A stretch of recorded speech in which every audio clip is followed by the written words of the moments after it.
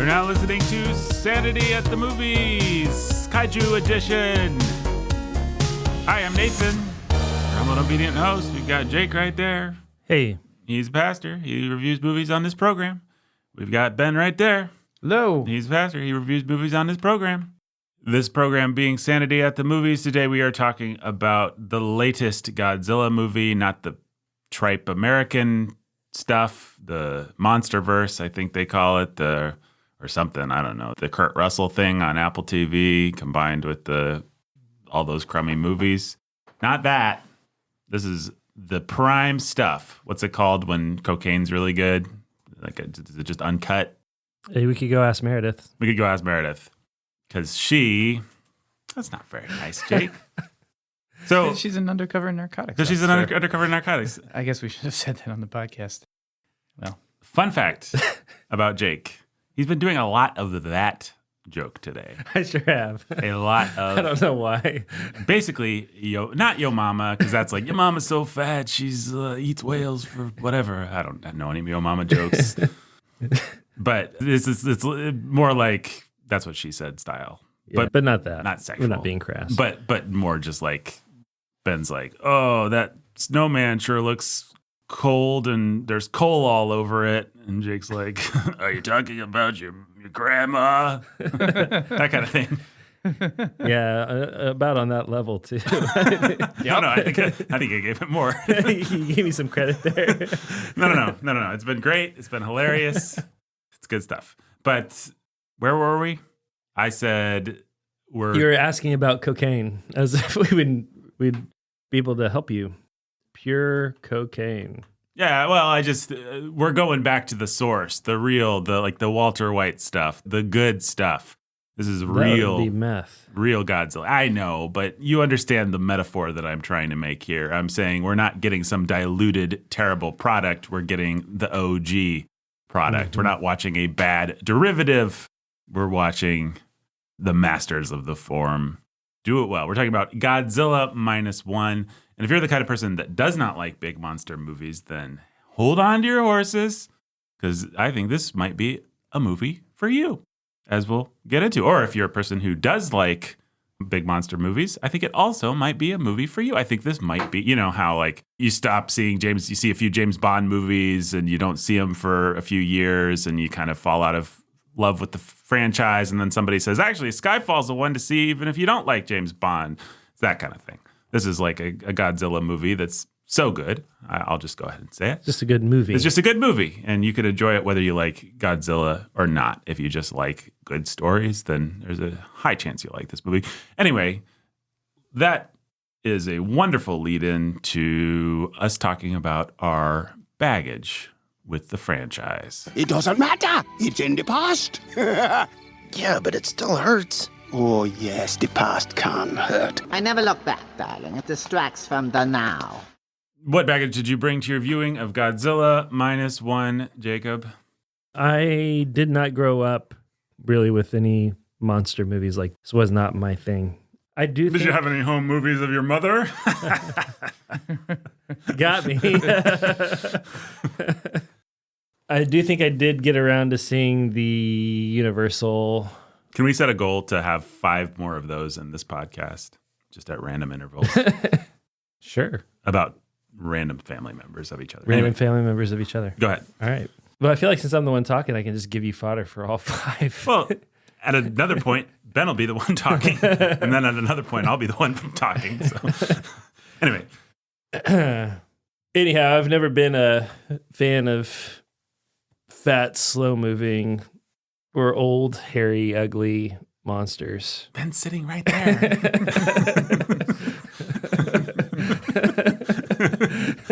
Belch.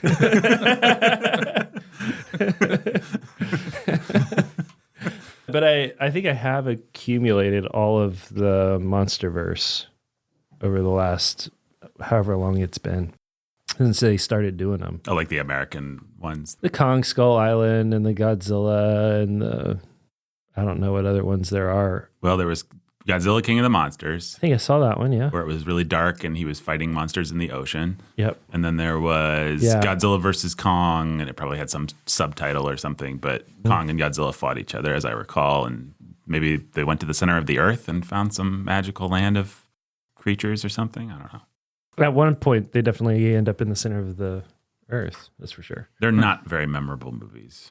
No, I don't remember much about them, except it was the sort of thing where it's like, nobody's home. Amanda's at women's night or something like that, and the kids are in bed, and I just want some dumb trash to put on. And that's it. That's about all I bring to the table in terms of my history with this genre or these movies, at least. Is there other baggage that you'd like to throw on the table at this time? Oh, I don't know. I just think it's just worth noting that we all should bring some level of something to the table when it comes to processing what we did to Japan. Yes, well, for sure. I mean, I think that actually goes both ways, not to be a jingoist America, but what they did to us and what we did to Japan. Well, yeah, both. And it's interesting to see them process. It's interesting to see Japanese filmmakers in Godzilla processing what we deserved. Right. And which is not my way of thinking at all, but it's just really interesting. Everything about the approach to the war and the cheapness of human life. And that's the sense of we brought Godzilla down on our own heads. Or did we? How much, even asking the question, how responsible are we for bringing Godzilla down on our own heads? Yeah, you could make the argument that the movie's pretty cheap and sort of in the same way that American movies often are, where we're just like, it was great when we went and conquered the West. All of our jingoistic, imperialistic, worst impulses were actually romantic and awesome. This is that you could make an argument that the movie's sort of that, because if you actually think about what happened with the Axis powers in Japan, it's like they were conquering China, and then they were like, hey, we should conquer the United States too, and launch a giant surprise attack, and like, there's a lot that wasn't admirable about, but this movie won't tell you anything about that. You got the famous quote, I'm afraid we've wakened a sleeping giant, that we love to repeat because we're the sleeping giant. Right. We're the monster that came up out of the sea to destroy Japan because they came and provoked us, came and poked the bear. But anyhow, we did then decimate their cities. Then we just, incinerated their women and children. Right. Cool. Yeah, great. Hey, raw America. Go us. Look at what we did. And now Japan's just like us. Yep. Anyway, yeah. Victory for Western civilization. It is worth bringing. It is worth mentioning that. I just think this is the summer of Oppenheimer. So it's probably not a coincidence that we get a true throwback Japanese classic Godzilla movie the same several months after we get the Oppenheimer movie.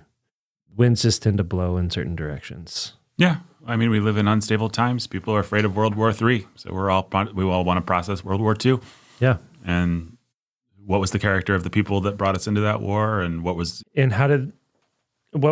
the ramifications, and what were the effects, and what was the aftermath, and how did we process picking up after it, and who got killed and hurt and why?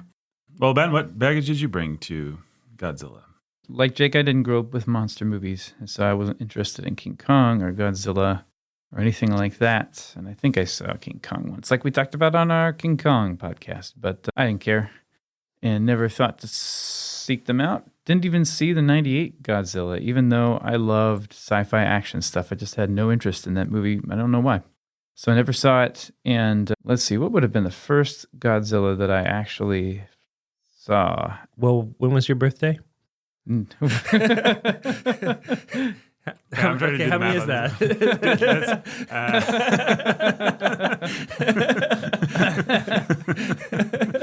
So you're saying when Ben came out of the womb, he looked up into the eyes of his mother, and that was what he first. That was the joke. Okay, it was a very mean one. I didn't know whether his birthday, like he came into the world, so the world had a new big ugly monster. Okay, I see. Yeah, like there were different interpretations. It was There's like a lot of interpretations. It was like a biblical text. Take your favorite. Yes. Take your favorite, and the one that wounds you the most. Right. Pick that one. Oh man, I saw the Gareth Edwards Godzilla. That actually might have been my first Godzilla movie. Was that 2014? Yeah, I think it was my first. I think I didn't get to see it in theaters, which is a shame. I don't know. saw Maybe I saw the 98. I'm sure you probably did. I saw it on a TV that was kind of small and didn't have enough like brightness. So it's already a dark movie. So it's kind of a shame not to have seen that one on the big screen. But I guess that's my first one. So it seems kind of weird. Godzilla's been in the back of my brain forever because it's in everyone's brain. It's a thing. It's around. You know it exists. That's it. I think you should give the baggage that you love Japanese movies. Well, okay. Yeah, my baggage is I love Japanese movies, and I'm aware that they're always dealing with atomic devastation and the sadness of that and the horror and the fascination, too, with that technology. And they're always playing in their anime and their movies and stuff with this idea of what if we push technology too far and it destroys us and consumes us? At the same time, we're kind of addicted to technology and we kind of want to be consumed, but at the same time, it's horrible what it can do, and a lot of evil can happen. And they're always playing with the idea of coping with horrible things that are beyond your control that you sort of had a hand in starting. Anyway, that's just a thing and a tension in their movies, and Godzilla obviously is that. Right. And they always cope. They ask very basic questions about honor, about what do you owe your society? Right. What do you owe your wife? What does your wife owe you? What do you owe? Guilt. What? And they're always processing the war. They have a deep collective sadness, which comes out in their art. I don't know that. I wonder if the average Japanese feels like they have part of a deep collective sadness. I don't know that at all. All I know is movies. I've never been to Japan. I know like Grave of the Fireflies, which we've mentioned here, which is an anime that seeing it once is enough for a lifetime, probably. It's just a very sad, heartbreaking anime about two children. That and heartbreaking doesn't do it justice. It is an overwhelming emotional experience. It's like a Schindler's List or something. It's too much. It's a lot. Maybe not. I don't mean too much. Like anyway, I don't plan to see it again. Yeah. But that one is about not atomic bombs exactly, right? Am I misremembering? It's about there's a lot of firebombing that happens. Yeah, it's just about the kids trying to survive and as America brutally bombs the crap out of their towns and their countryside. But what's interesting about it is it's especially about the betrayal of Japanese citizens of their own citizens. So it's about how no one will take in these kids who are orphaned by firebombing and the collective guilt. Like these kids start the movie as ghosts in a modern subway station, and then you see their story. Well, and part of their story is like they go and stay with their aunt, and then food's getting short, and she wants the food for her kids, and it's like those kinds of scenes and considerations that are it's just awful. So it makes you feel this sense of that Japan is always processing things collectively in a way that we don't as Americans, and you feel that sense of what is our honor and shame as a society? What responsibility do we have to the collective Japan? Japan's going to be able to have and maintain and hold on to much more of a national identity than America's ever been. Just because they're a tiny little island. They're a tiny little island. And they have a culture that goes back millennia. Yep. And they've been isolated and they're small. And it's like, well, if the state of Indiana, I don't know how the state of Indiana actually compares geographical size to Japan, but if the state of Indiana had several millennia of history, right, and a sense of Indiana is who we are, then maybe we could get there. But we're such a young country that's constantly changing and being added to by people from every culture in the world. Yeah, we're the anomaly, right? We really are, yeah. Yeah, we have so little sense of national identity, many of us, and so little sense of natural history, actually. I mean, we think we do. We all know George Washington and the cherry tree, but it's like we've got 200 years of history. We don't have. And now we have Hamilton. I was forgetting that. Hamilton's the beginning, some of the beginnings of processing that sort of stuff. Right. And somebody might be like, well, haven't you seen all the other movies about Abraham Lincoln and Gettysburg and all the other stuff? It's just like, it's just so young. It's all so new. We just really are still in the early stages of processing who we are. We might fall before we ever find out. Well, and also our whole national identity, insofar as we have one, is founded on shove off King George. So I, as an American citizen, don't actually identify myself with the ruling regime in the way that many other people groups do. And so one thing that you'll see in many different cultures, films or art, and certainly in Japanese art, is they're processing their relationship with the government. And we saw this in Rurouni Kenshin. Like the whole thing is just like, this government did this, but we wanted to usher in this government that was going to do this, but then this government betrayed us. It's just always that kind of thing. And it's not that, every Jason Bourne movie isn't also that. I'm not. Yeah, but how much of this Godzilla movie is just about Hirohito? Right. Like, you could say all of it. You really could. Right. Yeah, exactly. And so I guess that leads into my baggage. I, like Ben, enjoy Japanese art and culture and anime and stuff like that. Obviously, we said it before, it goes without saying, I suppose, but maybe it doesn't go without saying in case some idiots listening. A lot of it's very depraved. Don't just grab an anime off the shelf at Barnes & Noble. You might get some sex or some monster sex or something. So, yeah, weird pagan culture, but I do enjoy their movies. And I enjoy the fact that they are able, as well, I'm sure we'll talk about in this movie, to process simple truths about life that our cultural processing has largely left behind. Things like man, woman, things like honor, things like duty. They're not embarrassed the way we are to just talk about those things and evoke those things. And that's part of what makes this movie in particular very powerful. It was also part of what made Rurouni Kenshin powerful in its silly little way in between its action scenes. Mm-hmm. I, unlike you guys, did grow up with all these movies. I loved King Kong. I love giant monsters. I think they're so rarely done. I do not like most of the MonsterVerse stuff. Gareth Edwards' thing was really great because, the human drama sucked, but the monster stuff was great because he just knew how to put a camera on the ground and shoot through telephone lines, shoot up through vistas that we're used to, like an airport window looking out onto the tarmac. And so when you saw the monsters out there, it really evoked a feeling of awe. Whereas you compare that to one of the later ones, Godzilla versus Kong, and it's just these big CGI shots of the monsters running around punching each other, and there's nothing to give it scale. It's like you see a photograph of a humpback whale or something, and you're like, oh, that's cool, I guess. And then you see a photograph of a humpback whale next to a diver, and you're suddenly really impressed with the magnitude. It's just simple, the kind of stuff that Steven Spielberg, to take the obvious example, has in his bones. Like, how do you give something weight? How do you give it scale? How do you make it feel big? I love monster movies when they do that sort of thing well, but it's rare. So even something as dumb and popcorn as Independence Day, I actually think is a pretty well done monster movie. It's not exactly a monster movie, but you feel the scale. City's blowing up Right. in a way that many modern CGI spectacle movies just don't do, including Independence Day Part 2. You feel like this is what it would be like to be in Chicago or New York with the flames sweeping down and the ship overhead, and like that kind of. The Empire State Building's going to explode and cars are going to go flying as they hurtle towards you. Right. Yeah. And you're in the scape.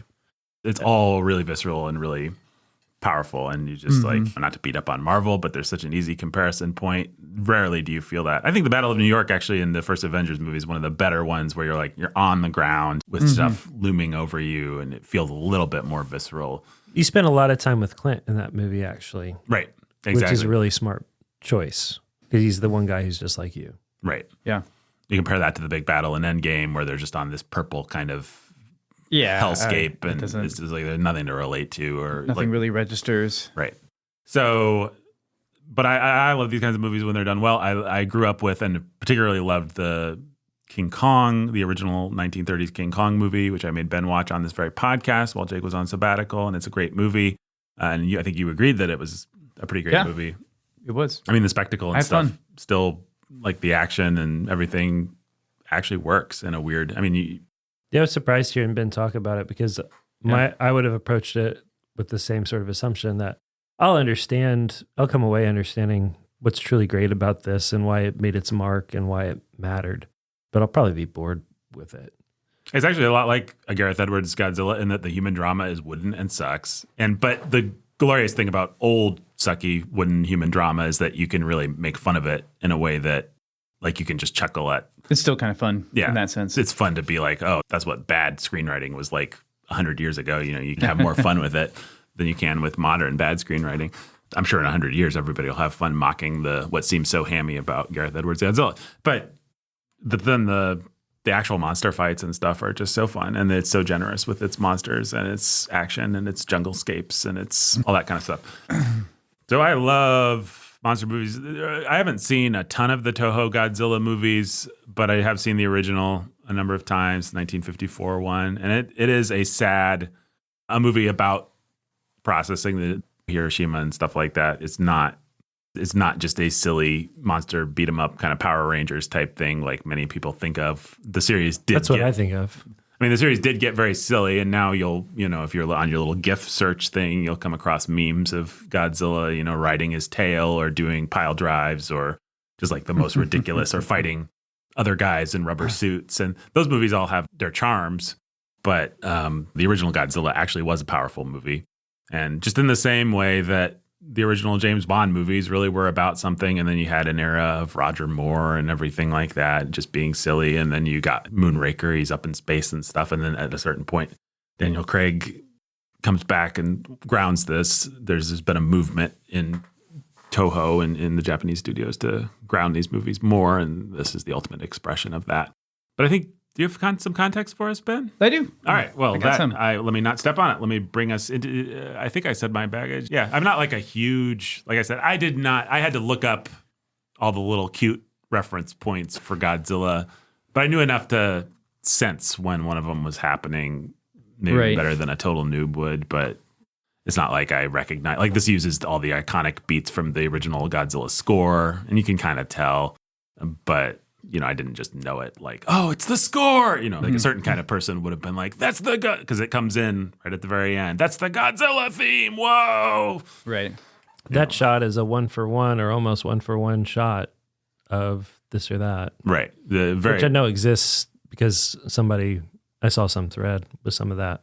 Yeah, this movie is made for Godzilla fans by Godzilla fans. It's one of those kinds of things. It's like a Skyfall or a Casino Royale or something. But anyway, and we're not in a position to appreciate it like certain people would be. But I'll tell you what will make us appreciate it is a little bit more context. Let me explain. No, there is too much. Let me sum up. You may think you know what you're dealing with, but believe me, you don't. All right. Godzilla is a 1954 Japanese movie directed and co-written by Ishiro Honda. So Honda made a lot of Godzilla movies in his career, like a ton. I mean, he took it from that grounded, sad, this is the atomic bomb, this is it's all a metaphor for the atomic bomb. We hate America, or it's complicated, we hate ourselves too, maybe. Anyway, he took it from that to lots of guys in rubber suits pounding each other. He made movies for a long time. He made, how many movies? Where did it go? I thought I had it right here. He made a lot. There we go. No, there we don't go. Sorry. Well, Godzilla himself has made 33 Japanese movies and 5 American movies. So, and a bunch of those were this guy, Honda. Just a word about him. He's a close friend of Akira Kurosawa. He had a heavily Buddhist background. His dad and granddad were Buddhist monks. Take that for what it's worth. I'll come back to the kind of religious aspect of Godzilla in a second, which Gareth Edwards brought out in his reverent treatment of Godzilla, a more Japanese-style treatment than anything like you get in the 98 Roland Emmerich joint. But Honda liked science. He liked martial arts. He saw some military service. He was drafted in 1934 and had active duty in 1935. And then in 1936, his superior was the one to launch a coup against the civilian government in something called the February 26th incident. Did not succeed, but they did kill several leading officials, including 2 former prime ministers. So like Nathan was saying earlier, this like government versus government thing, man, that is a big part of even current Japan. Think of the assassination of Shinzo Abe just last year. That kind of, what's the right word for it? That kind of tumult or whatever, that's still going on. They still process that stuff. All right. So Gojira, they joke that the name came from a portmanteau of Japanese words for gorilla and whale. Gorilla for gorilla. And then Kujira, I think, for whale. Well, actually, they claim this. Like, Honda used to claim this, and the producers used to claim this, and Honda's wife was like, no, that's just a joke. No one knows where it came from. Anyway, maybe It was a portmanteau. But apparently Honda got the idea. Now, this is where this I did not expect to find. And this is what I think is really fun. It's that Honda got the idea for this movie from an American movie made in 1953 with effects by Harryhausen called The Beast from 20,000 Fathoms. And I watched the original theatrical trailer, and I was like, I love this. Is that the one about the big lizard that menaces the city? Yeah. That's a fun movie. Yeah. It's an atomic monster movie. He's a dinosaur. He's released by an atomic bomb test in the Arctic. And originally he was going to have nuclear flame breath, but he didn't. But Gojira took that. They took that idea. So it's just bizarre that an American movie inspired this very Japanese property, which we think of only as a Japanese property. And it's also just odd that this American movie was directed by a Russian-born French director who directed 3 of these dinosaur kind of movies. That's weird too, a guy named Eugene Laurie. And if you watch the original trailer, you'll see that some of it actually looks pretty cool. But boy, is it on the nose. I think the original trailer is just masterful. I'd never heard of this movie, but it's all like, what if there are things that we weren't meant to know? What if our technology awakens things we shouldn't awaken? What if, that kind of trailer? And that is certainly part of Gojira. It's part of the Japanese take on it. They were letting us know about Antarctica, man. Yeah. They were letting us know all the way back in 1930. 1953. 54. Yeah, 53. Yeah, they were letting us know the truth. Just like the new Godzilla Kong stuff's letting us know the truth about the Hollow Earth. The Hollow Earth. You get there through Antarctica, I hear. Antarctica. That's what the trailer does over and over. I loved it. It's like, this is awesome. It was so on the nose. But in any case, it's Gojira that established certain genres you may have heard of in Japanese film. Well, one of them you might have heard, the other only if you're a real nerd for this kind of stuff. Kaiju genre is like the giant monster genre.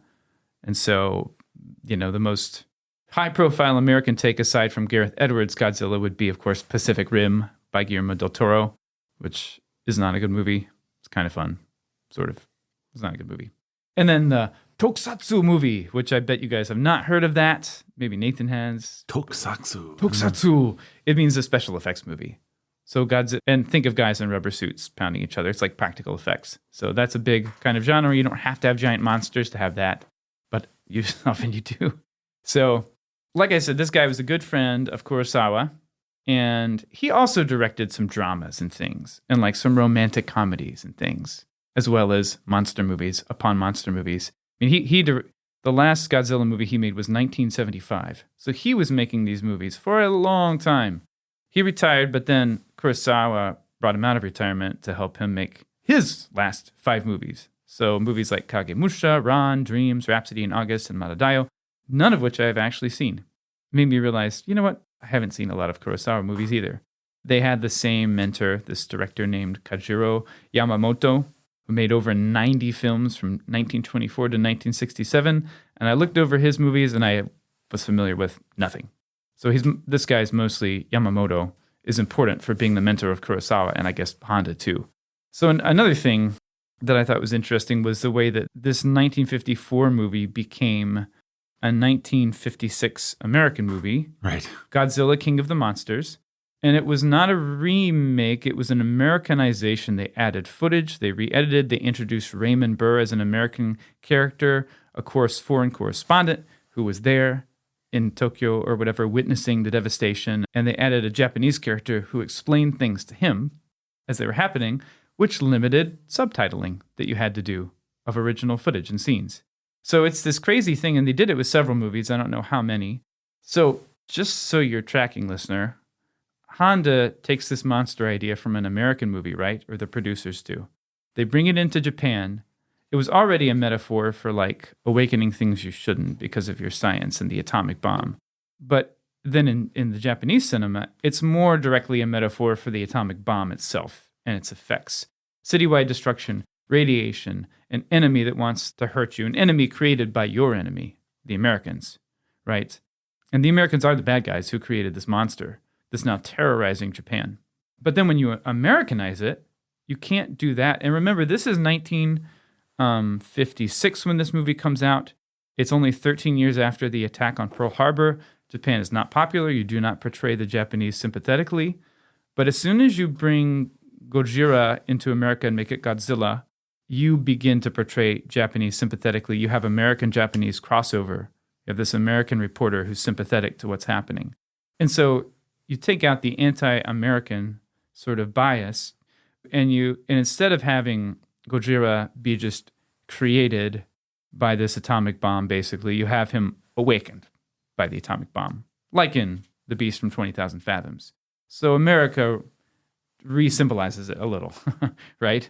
And it becomes a symbol of things that America was already worried about, already thinking about as they advance technologically, which we've had in our movies for a long time, which we have in Jurassic Park, another big lizard movie. And then you have this sympathetic take on Japan. From what I understand, having seen neither version, Gojira is more focused like on the monster. You just watch the monster for a long time progress and advance. And like Nathan says, it's allowed to be a sad, sort of depressing movie. Yeah, it is. But the American movie is more focused on the destruction. It slowly builds to the monster. Finally, there he is, but you see all the destruction. And so America lets it be a little more neutral, if you like, or just a symbol of technology gone awry or whatever. It's been decades since I've seen them. But what I remember about the Japanese version is that there's this very sad scientist who I think has to sacrifice himself in order to destroy Godzilla, and that's kind of the emotional core of the movie. And then the American is like, it's Raymond Burr, and he's going around and he's asking questions. And it's just like, okay, we suck. It does sound like it sucks, but it's just interesting. I mean, it's fun. And yeah, it's, sure. But it's very corny. Yeah. Honda directed 46 movies. That's what I was trying to find. 46 movies. I wanted to read you something just as I wrap up here that I found. It was this interview with with a probably still living producer of Godzilla movies named Shogo Tomiyama, from this site that doesn't exist anymore, I don't think, called Penny Blood. And this is about, well, you'll hear what it's about. I'm just going to start reading. So here's Tomiyama in response to some question.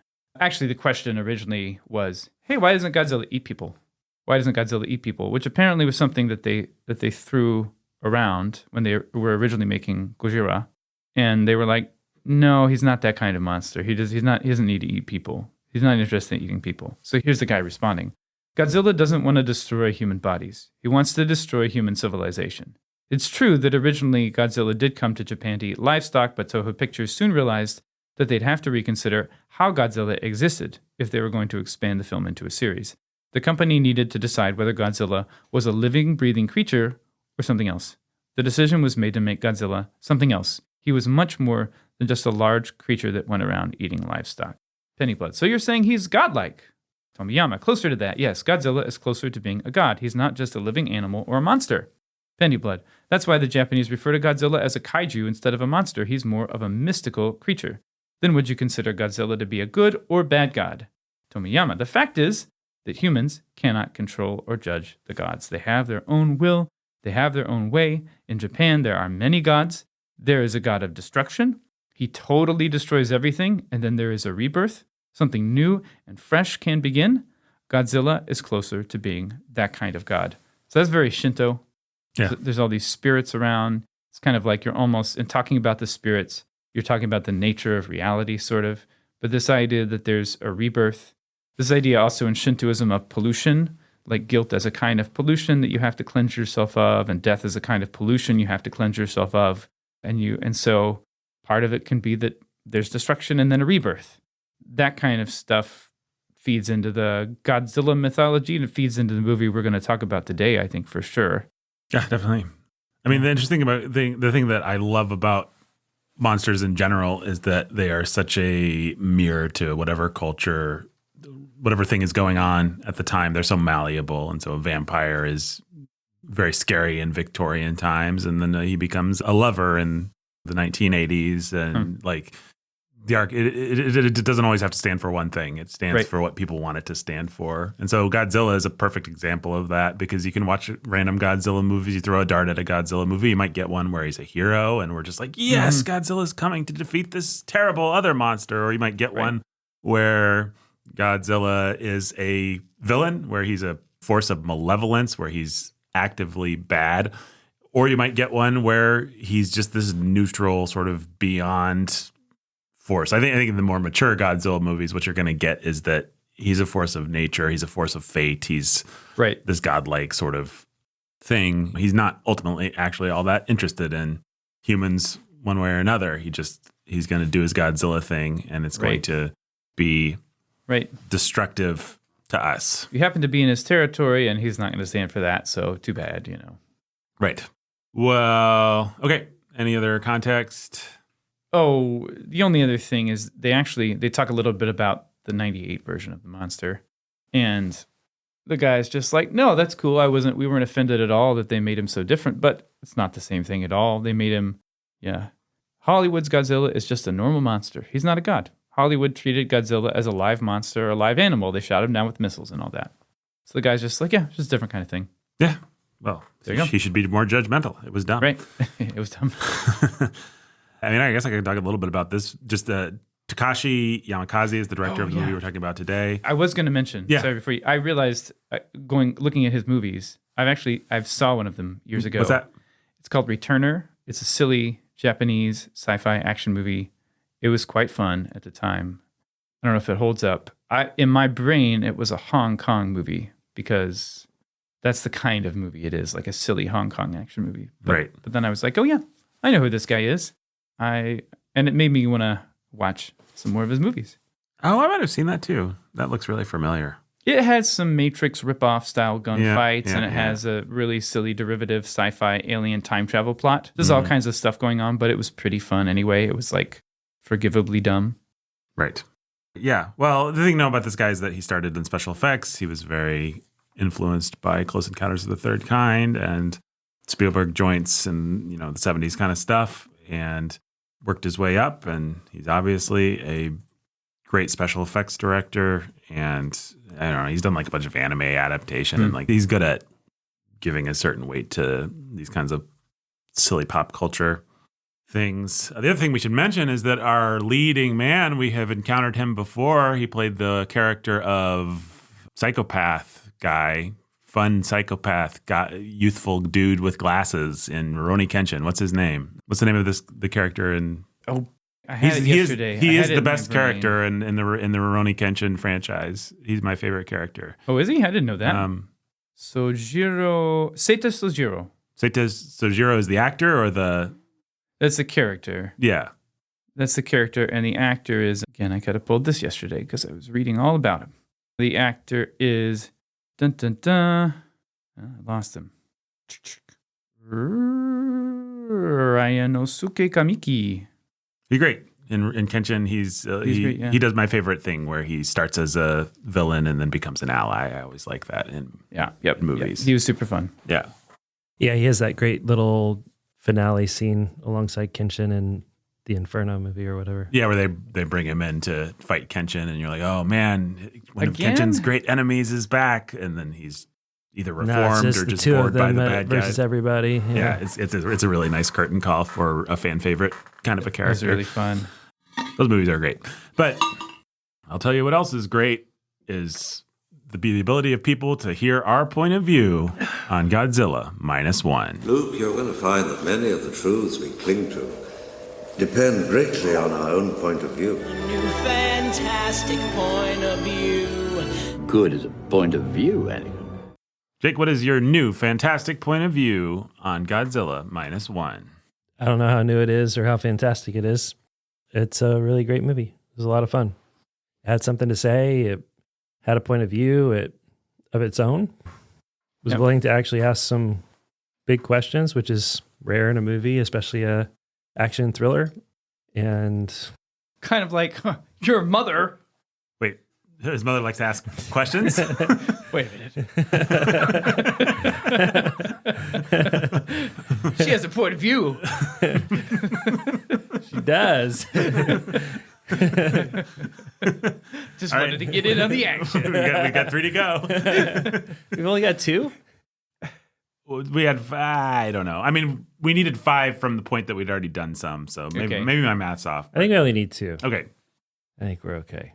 Just like your mom only needs 2 sons and neither of them's you.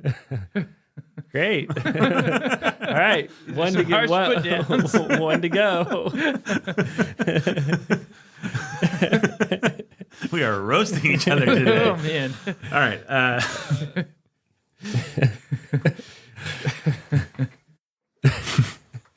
Well, I like the part where the large, toxic, oversized, fat, slow-moving lizard monster creature. Yes? What'd you like about that? He's talking about Godzilla. No, I'm talking about your mom. All right, let's go. Now can we be done? Now we're done. All right. The circle of vengeance has only hurt all of us. I like one of the things I loved about the movie actually was how much of it was broad daylight and open ocean. And Yeah. just like we're not going to mask everything under night and rain. And this is a lot of fun. Really great story, great characters, great development of the story over the good questions being. I just thought it was a really worthwhile movie, and you can't say that about many movies. No. I would agree with everything you said, only I would turn up the heat. I thought this was a masterpiece. 10 out of 10. Great movie. Nearly flawless.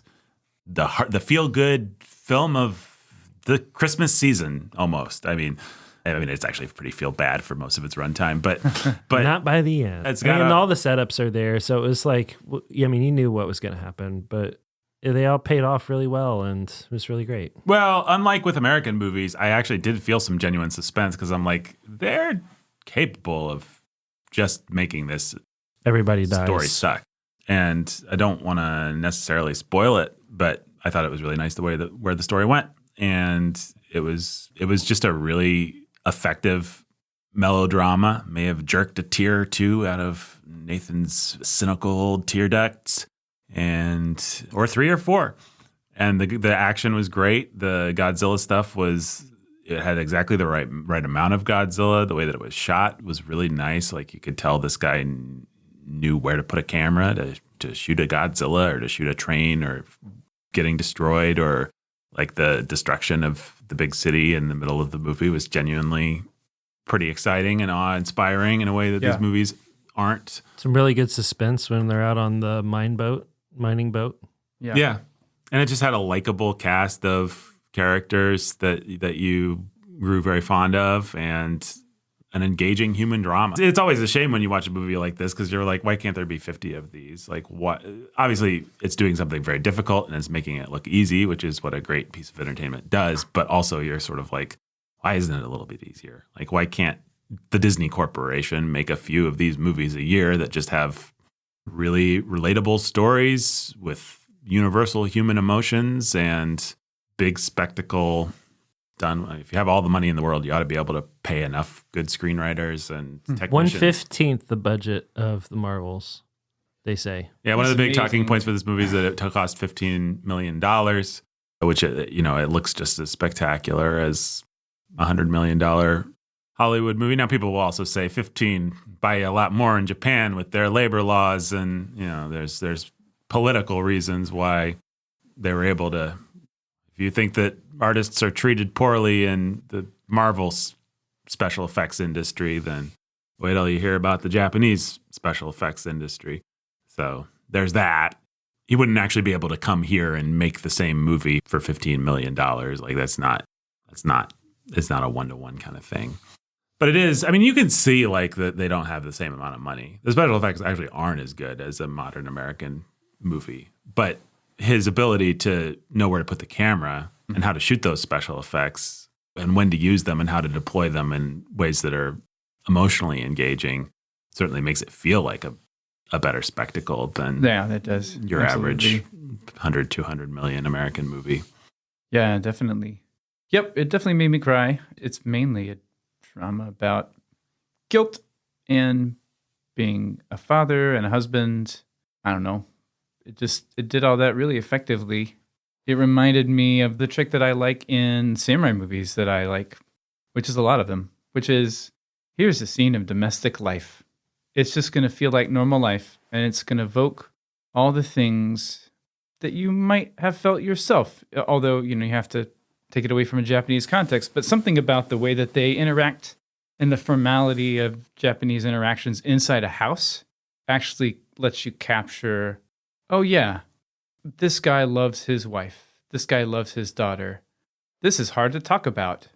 We're just having a cup of tea, but you just told me all about their emotional lives. And it only took you 30 seconds, and you didn't belabor it, but you made me feel sad, or you made me feel happy, or you made me remember like, oh yeah, I have a kid too. That's how I love them. That's how I would feel if X or Y. And it can just do all these things that American movies don't really do anymore. Or if they do, maybe it's like in an Oscar bait context. It's like they're just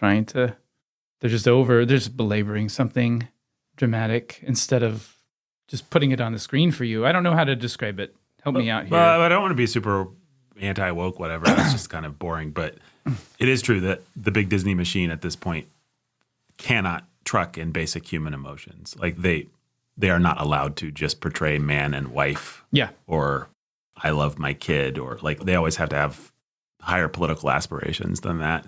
And so you don't get those basic kind of universally relatable setups as much in, I mean, you can't just have a princess fall in love with a prince in the latest Wish thing. Like you're just not allowed to do some of the most basic things.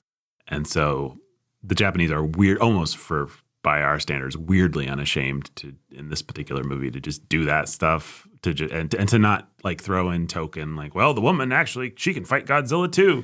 Let's at least put one scene in there so we can all feel like she's not a total loser. So there's that side of it.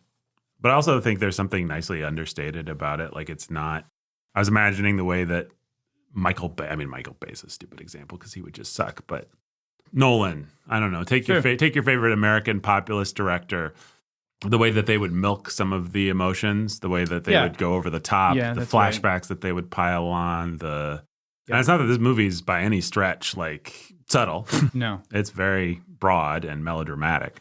But it's like in the DNA of the way that they're going to shoot a domestic scene to be what we might call subtle. Right. I mean, it felt subtle. So, for example, without going into too many spoilers, there's like a big sacrifice scene in this movie. And the way that you'd imagine an American doing it is like the person's running to make the sacrifice or whatever. And then when we flash back to this, we flash back to that. We crank up the music. We flash back to this. And we string the whole thing out for about 5 minutes. This movie does it in about 30 seconds. It's not that the moment itself isn't a little bit melodramatic or over the top. And we're going to cut the music out. Right. It's so smart with its music. This movie does not like rub your nose in the emotion it wants you to feel. It'll be like silent. The score is like silent at a lot of important points. Yeah. And then it'll kick in, and that gives the contrast, makes it that much more effective when it kicks in. It is true. I always wonder this about watching subtitled films. Maybe for them, this actually does feel a little corny because they're not sort of at one step removed from it.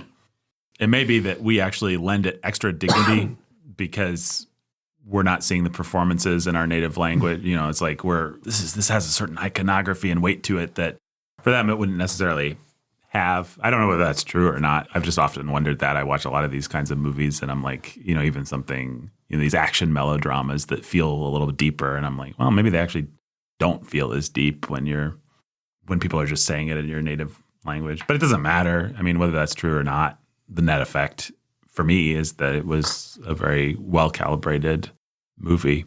And I think that it was artfully done. I'm not trying to take that away from it. What other thoughts do you guys have about Godzilla Minus One? Liked it a lot. Would show it to my wife because it works as not a monster movie. I mean, it works in the way you would hope a monster movie would work, which is it's about people. And also, there's a cool monster. The weird thing about that Garth Edwards one is that it actually starts with a fairly engaging human story with Bryan Cranston. I vaguely remember this. And then it kills him off like 40 minutes in, and then the rest is just like... Aaron Taylor Johnson. Aaron Taylor Johnson is boring. And Elizabeth Olsen is not a star, so we don't give her anything to do. It's too bad.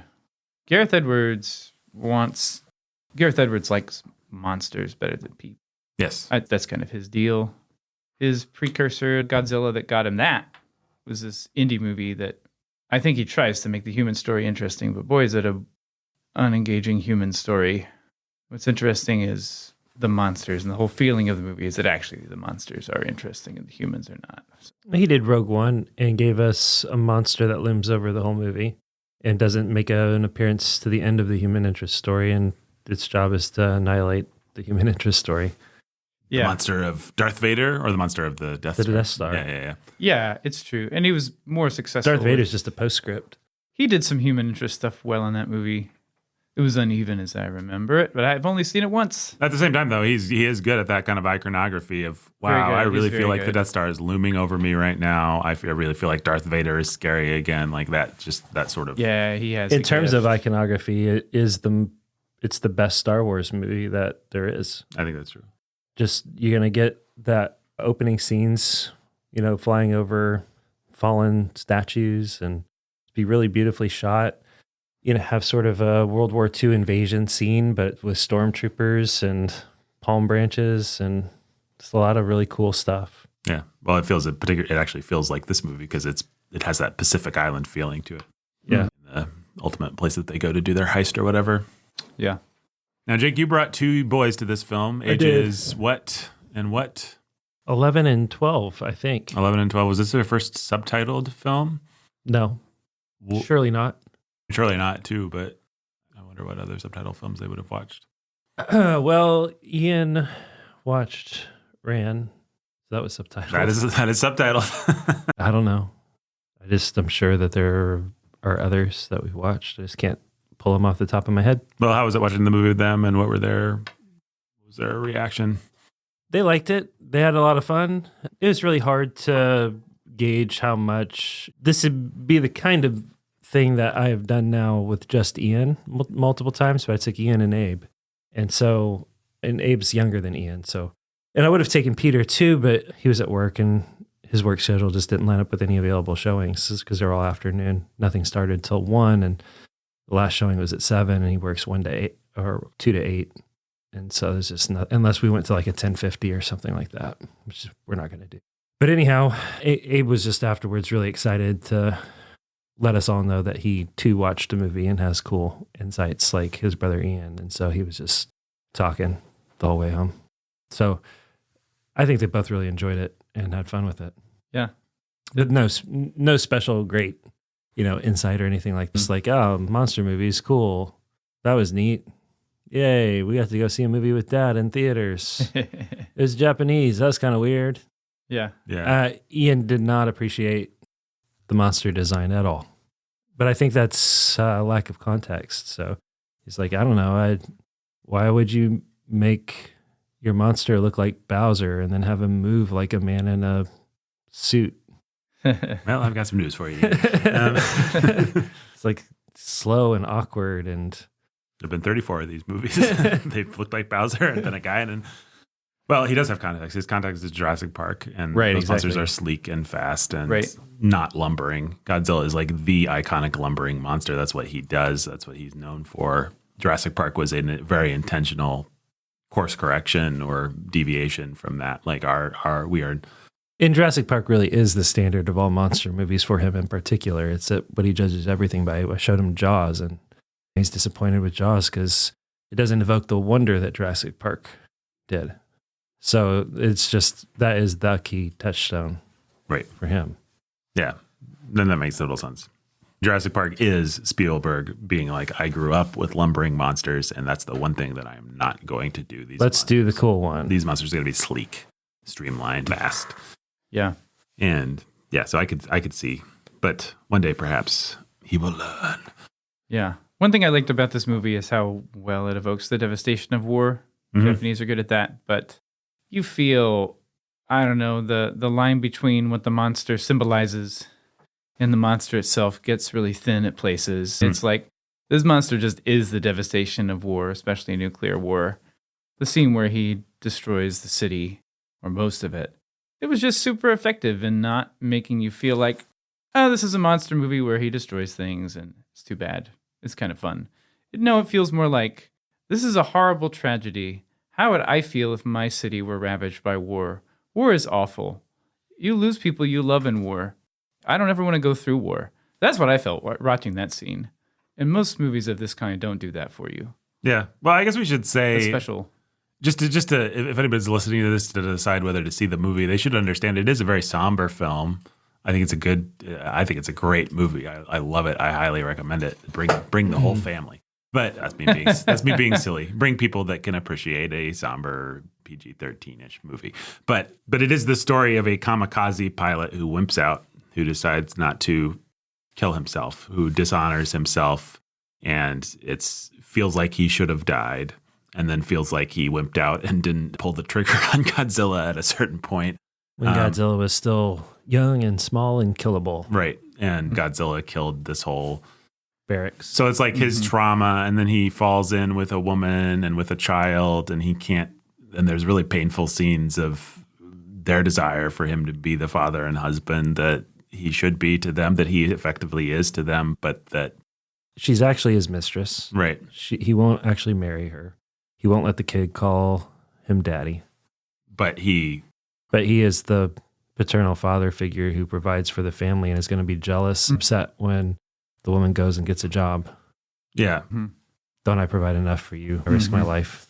And she's like, I have to, it's time I look for myself. And I want you to be able to find a wife. At this rate, you'll never get married giving all this money to me. And it's just a dagger blow of, dude, she wants you. Just marry me. That's what she's saying. That's the kind of she's thing. She's saying, do you really want me to go? Is this really what you want? Like, you should. Hey, I'm going. 1 foot out the door. Hey. Please stop me. Please stop me. That's what I mean when I'm like, Disney cannot. It's not a matter of woke or anything else. It's like they just, well, it is a matter of woke, I guess, but there's got to be a better word for it. It's like, that's such a simple, basic, understandable human drama. We've all, to some degree, been there with our wives or with our girlfriends or whatever, and our wives or girlfriends have been in that spot of like, I'm doing a thing. Don't you want to like love me? Don't you want to lead me? Don't you want? And it's just a very basic human situation, amped up to melodrama, but you just don't see those kinds of basic situations as much, and certainly in like big entertainments in Hollywood. So it's really the kid's not even hers either, or theirs. Right. They're just a found family of people. Like all their real family members have been destroyed, just decimated in the war.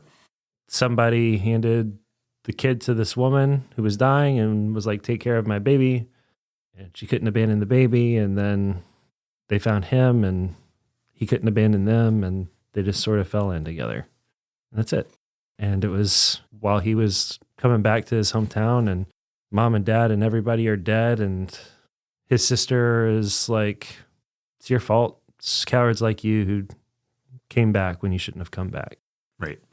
And then you also have him being on this boat whose job it is to disarm mines. They're minesweepers. Minesweepers, yeah, planted by the Americans and the Japanese.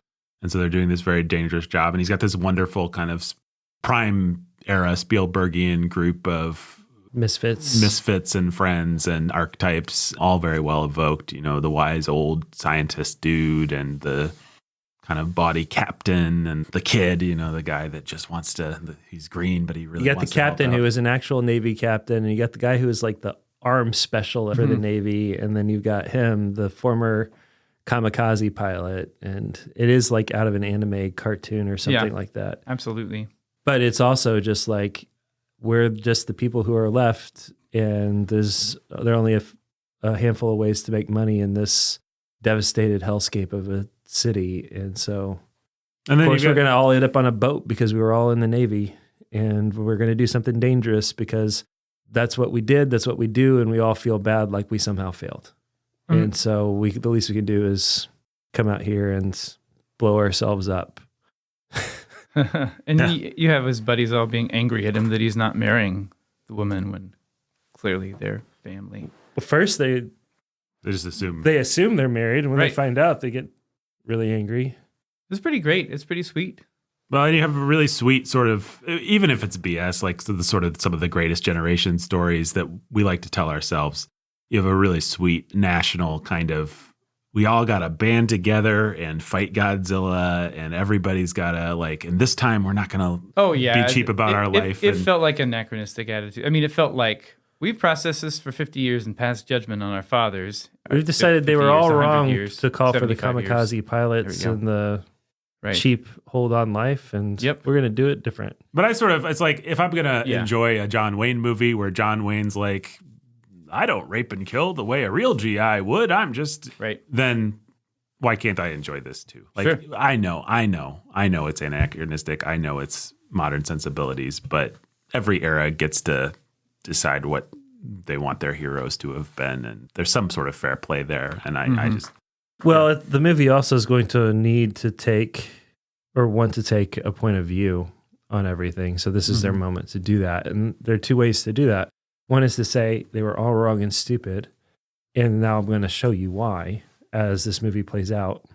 And the other is to have all your characters that you love say, we've all been wrong and stupid, and we're going to show you the right way this all should have played out. Right. It felt like a very sweet version. And It did feel sweet. Maybe there's a wouldn't it be nice to think so element to it, but I'm not opposed to a wouldn't it be nice to think so movie about our culture or anyone else's culture. Well, it felt like really what it is a guy trying to process. I don't know I wonder who he's speaking for in Japan. I wonder who this director is speaking for. Just trying to think like, do we want to carry forward the culture that we inherited the same way? Or do we want something different? I wonder who it is. Well, I felt everybody in the movie feels that way, even your mechanic. Yeah, I know. I mean, I think one thing that's interesting about thinking about Ian and Abe watching this is because they do bring less cultural, they've seen less Japanese movies and they have less understanding of the Japanese. They've never watched, what's the Pacific Pearl Harbor movie of... Pearl Harbor? No. The one that you grew up watching with your dad all the time. I never saw it ever. Tora, yeah. Never grew up watching Tora. Or any of those. Thanks for pulling that. Well, it's like they don't realize how in play all these ideas are. They're just like, of course, there's going to be the Hollywood ending. But I'm like, I've seen a lot of Japanese movies. I know how fatalistic these people can be. I know how in love with suicide they can be. It's perfectly plausible that this movie could be he failed to commit suicide the first time. Now he gets to really commit suicide. Right. Like that is But for the right reasons. Yeah, that is a very plausible plot for a Japanese. Yeah. Yeah, it is. Even for a Japanese kind of feel-good entertainment movie and so I felt more real suspense about it. It's a plausible plot for a good American movie too. It's just a plausible plot. Yeah. Well, I think the guy makes the sacrificial play. It is a truly sacrificial play. It's not just a wanton kamikaze move. Right. Which is what this would have been. I think the Americans have the benefit of being, it's not a benefit, but Americans can just, in our kinds of, like in a Marvel entertainment, there's no coherent philosophy behind it, and we don't seem to feel the need for there to be one. It can just be moment to moment what we feel. The one thing watching this movie is that one way or another, there's going to be a philosophical through line. There's going to be a thing that the director wants to say. Yeah, the question is, what's it going to be? And the question is, what's it going to be? And I really enjoyed watching that all play out without wanting to quite spoil it for people. Disney and Pixar, I mean, they haven't been able to make a movie for 5 or 10 years, but before that, the thing that they do is they actually go ahead and really milk the kill moment, right? The sacrifice moment, right? And then they give you, once you've had all of the emotion of it, they give him back from the dead. Right. Yeah, that's like they just stop doing any real sacrifice or whatever. In this movie, but this movie is just coming from a very different perspective. Those movies say, we all know he should die and sacrifice at this moment. And we all want that to happen, but we also want our cake and eat it too. So we want to feel all of those things and we want it back.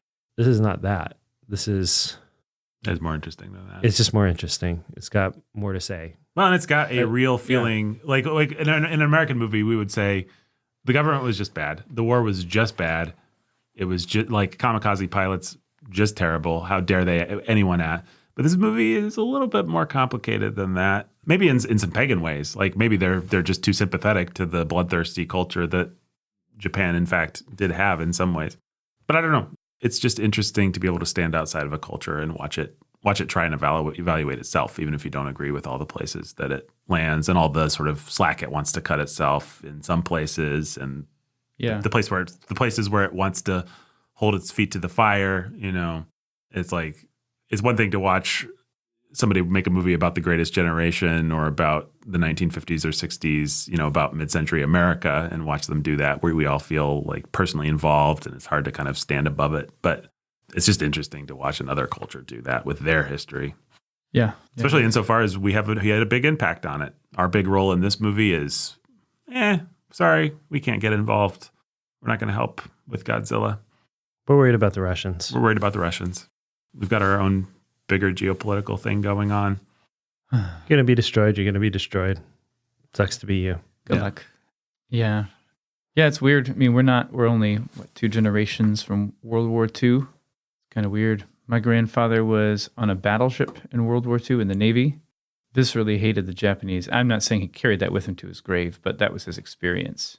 I mean, I grew up facing them. Yeah. I knew old men. There have been old men from that generation in my life who did. If you asked them about the Japanese, they'd just say they are a brutal, nasty, gross. I mean, they would just start talking like that. Maybe we are the last generation to have known that generation. Yeah, I know that generation. My grandfather did not fight in World War II. He was too young. His big brother did. My grandfather fought in Korea. But yeah, wild. Well, it all started with the Americanization of Gojira. That's right. Started building bridges. Yep. Kind of. / exploiting them for our own commercial purposes. Anything else to say? Final thoughts? Yeah. The only thing is I'm trying to think of the last thing I watched that made me feel such a sense of tragedy, like close to home. Like, boy, do I feel sad and heavy. I don't know what it would be.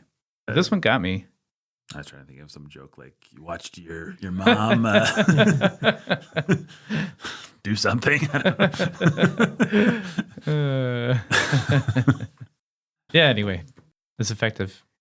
you could have just said, speaking of being sad and heavy. Speaking of being sad and heavy. Yeah, there you go. Godzilla was sad and heavy. I thought this was a wonderful movie. Maybe I'm overselling it and you'll go and you'll be like, okay, whatever. But I don't care. My job on this podcast is to describe the experience that I had, and then you can have whatever experience you have, and you can base whatever opinion you can derive from my description, whatever is helpful for you. But if I'm just describing my experience, I think this is an absolutely wonderful movie. I haven't felt this strongly about a theatrical movie, like a new release movie, in a long time. I really, really loved it. I mean, I love art films. I love all kinds of movies, but when an entertainment can be done well, when a genre piece can be done well, that's just my jam. I just think there's nothing more special than being able to hit the beats of a thing that people already know. Like, you know what this movie is. You know the beats when you go into it. To be able to, it's like a great pop song or something. Like, you know it's 3 minutes long. You know it's going to have a guitar solo. But then to be able to play those grace notes, to be able to do everything just perfectly so that it really soars and really connects to something human and something real, that's just my favorite thing. Whether it's a detective novel or a superhero movie or whatever else, but it does the whole genre thing perfectly, but then also transcends it. To me, that's better than, like, great Scorsese, Killers of the Flower Moon makes me really sad about what we did to the natives. Awesome. That's easy. Making a Godzilla movie make me feel this much? That's hard. That requires some real skill. Eat that, Scorsese. So I'm going to give this movie 14. What's a unit? There's lots of units. What's a positive unit from? Inflatable rafts. Godzilla shards. I'll give this movie 14 Godzilla shards out of 14. Ben? I think I'll do the same. Jake? I give it 13 out of 14. 13 out of 14. There you go. That's a pretty good average, folks. I don't know what that comes to, but that's a lot of Godzilla shards. I'll say that much. Okay. That is all. If you'd like to support this podcast, go to patreon.com/sanity at the movies. Until next time. Stay sane. No! I cannot accept that. I need a line from Godzilla Minus One. Live.